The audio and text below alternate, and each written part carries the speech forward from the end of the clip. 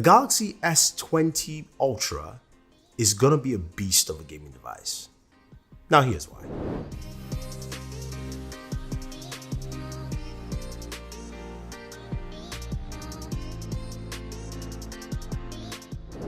So Samsung has finally sent out invites for its Unpacked events in San Francisco.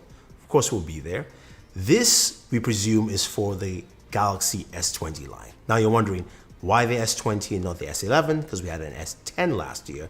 Well, simply because Samsung's decided it's a new decade, so we're going to the 20s, and also to showcase the jump this devices will have. Now in this video, I'll be talking mostly about the Galaxy S20 Ultra, and the Ultra is kind of a different naming nomenclature compared to what we had last year. So for reference, the S10e will be the S20, the S10 will be the S20 Plus, and the S10 Plus will be the S20 Ultra. And that's the device I want to focus on. The S20 Ultra looks like a behemoth of a device, and it's got a lot packed into it. Now, this dropped in earlier today from Max from XDA, stating some things that he's found about this device. It says the S20 Ultra 5G, talking about the 5G variant, will keep an SD card slot, so that's still coming back. That's actually good for a lot of people. And you will have variants in terms of storage from 128 to 512. And here's the kicker here. RAM going from 12 gigabytes to 16 gigabytes of RAM. That is a whole lot to play with. And you're thinking, well, not a lot of games might optimize this. Well, that may be true, but that means that your system should run really, really well. And that showcases the big jump we had from last year, where 12 gigs of RAM was the maximum for the Galaxy Note 10 device. And this time we're going to 16 gigabytes of RAM.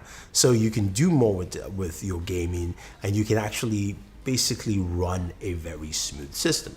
Now, a couple of other things to mention as well. The S20 Ultra will pack a 5,000 milliamp battery.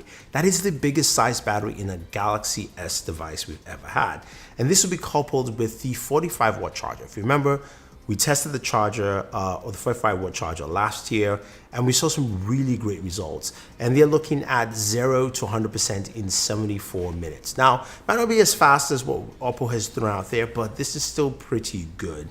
And I think I'm excited about this. Now, processing. This device will be powered by the Snapdragon 865 processor in some regions and the Exynos processor in others. But we do know what the Snapdragon 865 does. Now, we got to do some gaming on the Snapdragon 865, and it showcases about a 35% jump in the GPU, 25% in CPU performance, giving you better and smoother gameplay all around. So that is something to take note, and I think is going to be very, very interesting with this device. You're going to get a lot of game performance here. Plus, the GPU drivers on the 865 will be updatable, so you can actually get better performance as you move down the line. So think about games like PUBG, for instance, which optimization is always key. You can get this fully optimized on your Galaxy S20 Ultra, and I think you're going to definitely love this. Now, another thing to note, of course, with this device is the fact that it comes with a 120 Hz display. This will be the first Samsung device with a refresh rate higher than 60 Hz. And this is going to be really critical for your gameplay sessions.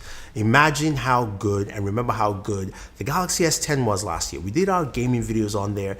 This thing ran really smooth, really well. But of course, having a higher refresh rate, again, matching what ASUS has with the ROG displays, this is something to note. And you know Samsung is going to make sure this is going to be probably one of the brightest displays on the market. So your gaming sessions are going to be really, really good on the Galaxy S20 Ultra, and you're going to get some really, really good performance overall. Now, there'll also be some new camera elements to this device as well. We do know that the S20 Ultra will pack the 108 megapixel sensor from Samsung, will have a 48 megapixel sensor for the ultra wide, and will also have a periscopic and a time of flight sensor. There's a fifth sensor which we do not know about, but I'm sure that will come into play as well. So it's going to pack a lot of camera features, which include 8K recording, which of course the Snapdragon 865 supports, and from indications it's going to be locked at 8K 30 frames per second.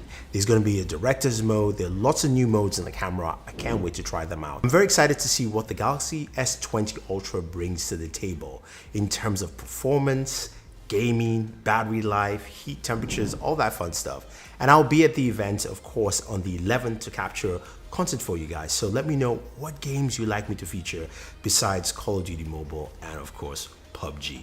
Now, I want to give a big shout out to concept creators, Ice Universe, On Leaks, as well as also Max from XDA for doing all the hard work, for getting all this kind of information, which I can share to you and give you my thoughts on the Galaxy S20 Ultra in terms of gaming and what it brings to the table. Thank you very much, guys. Don't forget to like, share, subscribe, and always enjoy your entertainment.